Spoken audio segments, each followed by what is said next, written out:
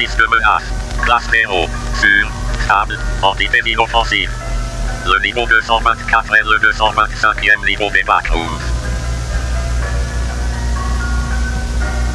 Le niveau 224 ressemble à une zone urbaine décorée de lanternes et de lumière du Nouvel An.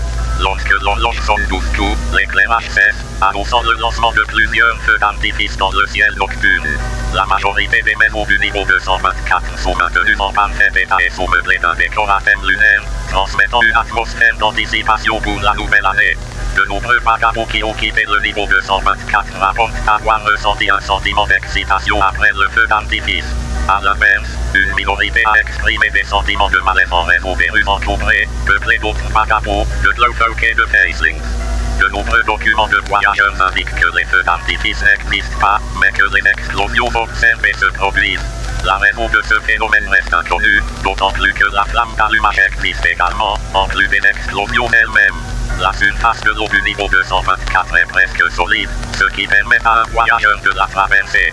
Cependant, la surface peut présenter une instabilité en raison du poids supplémentaire, ce qui entraîne sa rupture et la descente ultérieure du voyageur dans les eaux douloureuses en dessous. Le niveau 224 connaît rarement la lumière du jour, et lorsqu'il y en a, il passe brusquement à la nuit.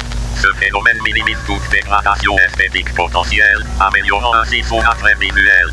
De plus, ce cadre nocturne constant augmente considérablement la beauté des feux d'artifice, deux facteurs qui éclairent l'atmosphère nocturne perpétuelle. La majorité des promeneurs préfèrent les chemins solitaires aux rues bombées, principalement en raison de la présence écrasante d'entités et d'individus, qui peuvent conduire à une expérience suffocante, en particulier dans certaines zones des routes. À part cela, il n'y a actuellement aucune menace présente au niveau 224. De plus, une partie substantielle de la zone est occupée par de nombreux, voire des milliers, de bases de feux d'artifice, accompagnées de notes abonnées dessus. Ces notes indiquent l'identité de la personne qui a placé les feux d'artifice et précisent l'heure de la mise en place, bien que les notes associées à certaines entités contiennent principalement des noms sans signification. La majorité des vagabonds ont été portés disparus après la mise en place des feux d'artifice. Certains ont ensuite été retrouvés morts sur un plan d'eau, tandis que deux individus ont été localisés plus tard au niveau 699.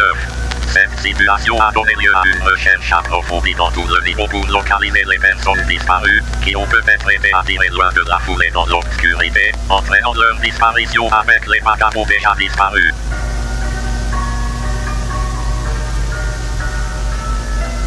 Les entrées au niveau 224 sont randomisées toutes les heures, et seuls 5 niveaux sont sélectionnés dans le processus de randomisation pour comporter un point d'entrée au niveau 224. Une explication possible de ce phénomène est une cause de dilatation du temps, qui fait que le niveau 224 existe dans un créneau temporel différent, modifiant la progression du temps au-delà de son cours naturel, dans lequel les niveaux spécifiés peuvent se chevaucher avec le même laps de temps que le niveau 224. Cette théorie reste non vérifiée, car l'heure du niveau 224 peut différer de l'heure indiquée dans le niveau sélectionné précédemment, un fait qui est encore confirmé par une expérience.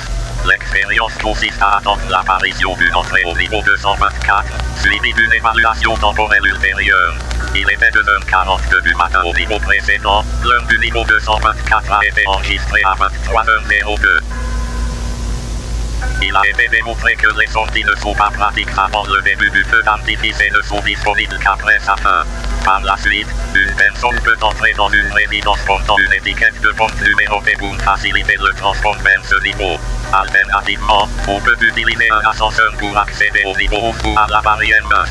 De plus, traverser dans l'obscurité peut offrir une opportunité à un vagabond d'échapper à ce niveau, mais seulement avec une bonne préparation.